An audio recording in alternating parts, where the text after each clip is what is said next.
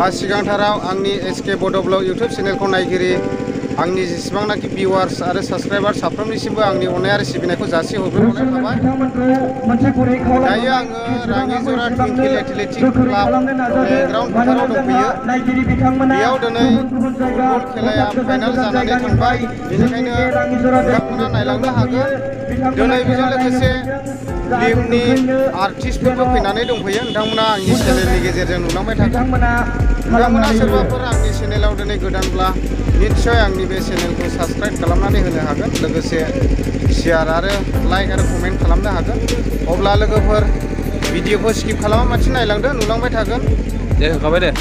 सिगांथारावनो आंनि एसके बड' blog YouTube चेनेलनि गेजेरजों ओरै सिस्टार समायना मा नार्जारिखौ आं माने बरायनानै लाग्रोबाय आरो दायो बे सिस्टारखौ जोङो फिल्मावसो नुयोमोन आरोना। फाग्लि फाग्लियाव एक्ट्रेस रल लादोंमोन ना सिस्टारा, जों बिराद मोजां मोनदों आरोना। दायो सिस्टारखौहाय माने जों फिल्मफ्रावसो नुयोमोन, दायो नै जोङो फेस टु फेस माने लोगो मोनलायनानै जोबोद गोजोननाय मोनदों आरो। दायो आङो सिस्टारनाव बेखौनो आं फंनैसो सोंनोसै आरो जेरै जोंनि बे चिरां डिस्ट्रिक्ट आमगुरि राङिजरा प्लेग्राउन्ड फोथाराव फैनानै सिस्टारा दायो गोसोफ्राव मा रोखोम मोन्दों फंनैसो आंनि चेनेलनि गेजेरजों बुंनो हागोन आरो।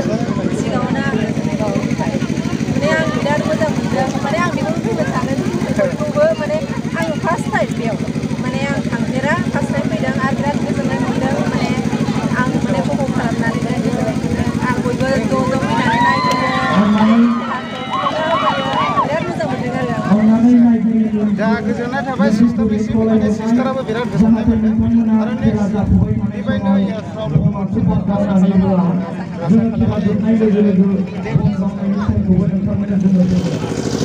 जोंनि नै ब्रादार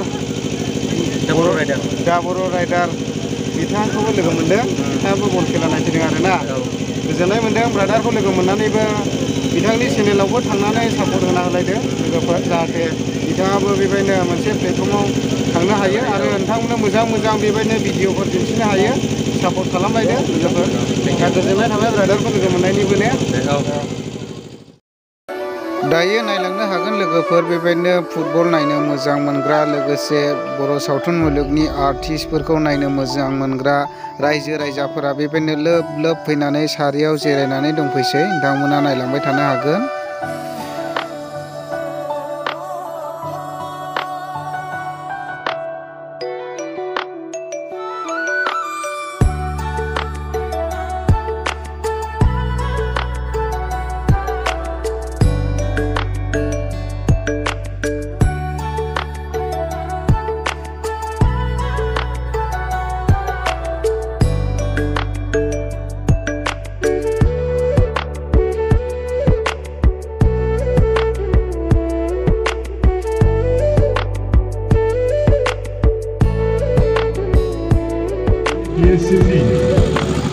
नेहाथारि सेन्ट्रेलनि बनजित मन्दिर बसुमतारी आरो दिनै जोंजों लिंहरजानाय लेट जगेन्द्र बसुमतारी, जायहा रुंसारि जालांबाय, बियो आंनिनो बिफामोन, बोसोरसे जालांबाय।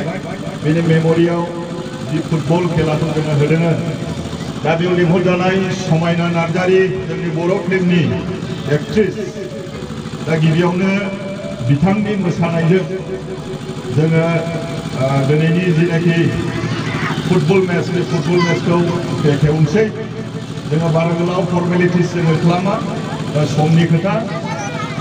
दा बे समाव आङो बिथांखौ गांसे आर'नाइजों बरायनो थाखाय खावलायनाय जाबाय। समायना नार्जारिखौ गांसे आर'नाइजों बरायगोन। साबायखर थाबाय आरो लोगो लोगोनो बिथांखौ गांसे मिलौदो देंखोनि गेजेरजों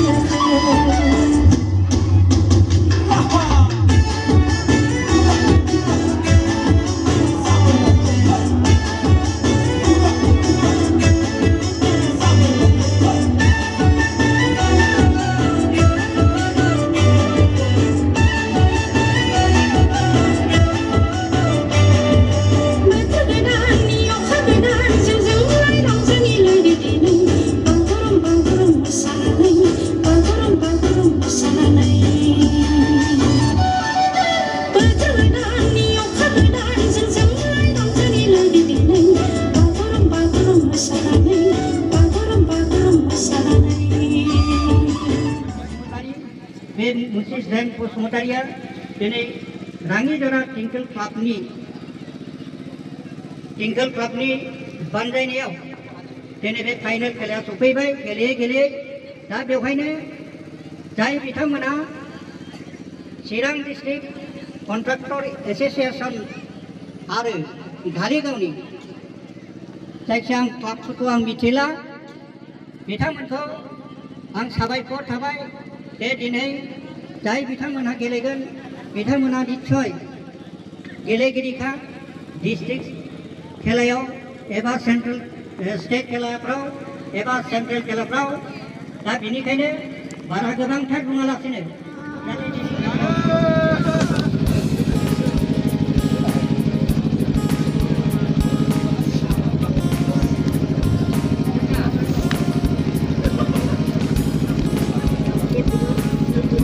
जोंहा दिनैनि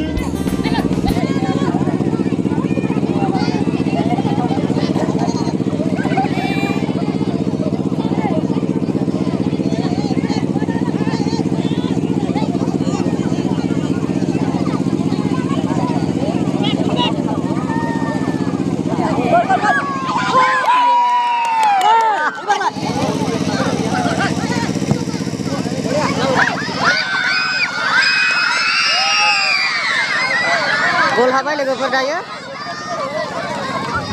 दायो टाइम जानाय लोगो लोगो खेलाया जोबनानै थांबाय लोगोफोर ओरै कन्ट्राक्टर पार्टिया देरहाबाय नै बिथाङा माने बेस्ट प्लेयार मोनबाय नायनानै लानो आर'नाइजोंसो बरायनो नागिरदों बिथांखौ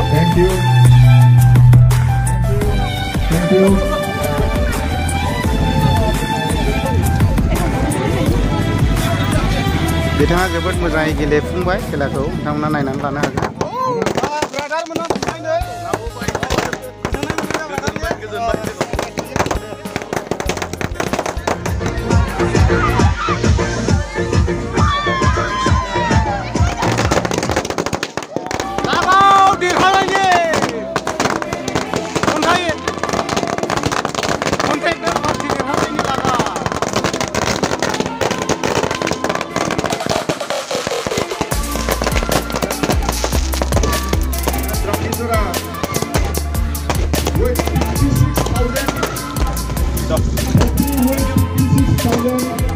Prize money.